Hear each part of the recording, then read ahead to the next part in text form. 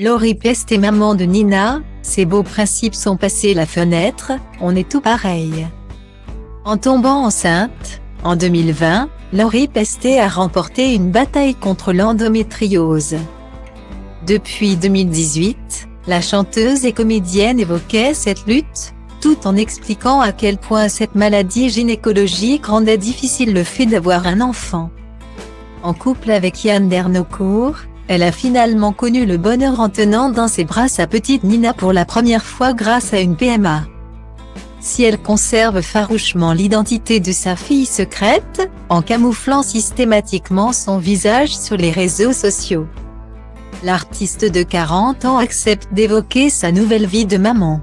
Ce qu'elle a notamment fait dans un live sur YouTube le 11 novembre 2022. On peut dire que toute sa vie, tout son parcours l'avait préparée à devenir mère.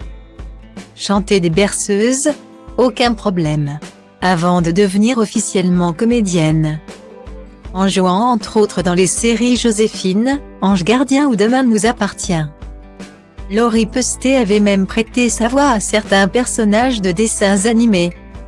Elle avait cédé ses cordes vocales à un canari dans le film d'animation Stuart Little 2. Mais aussi à Violette dans Les Indestructibles. Elle est, surtout, la voix française officielle de la fée Clochette dans toute la saga qui est sortie après Peter Pan. Comme sa fille en est désormais témoin. Durant son live sur YouTube, Laurie Peste a effectivement avoué qu'elle avait montré les différents volets de Clochette à Nina, la pierre de lune. La fée pirate, alors qu'elle s'était jurée de protéger ses petits yeux. Je la mettrai rarement devant la télé, ma fille. Mais parfois je suis un peu obligée. A-t-elle admis. Voilà, on est tout pareil les parents. On a des principes avant d'avoir des enfants et ensuite les principes. Ils passent par la fenêtre. Mais c'est quand même assez rare.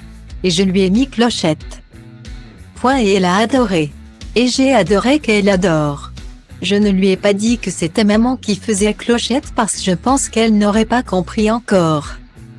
Âgée de 2 ans à peine, la petite Nina a tout le temps nécessaire devant elle pour réaliser à quel point la carrière de sa mère est importante.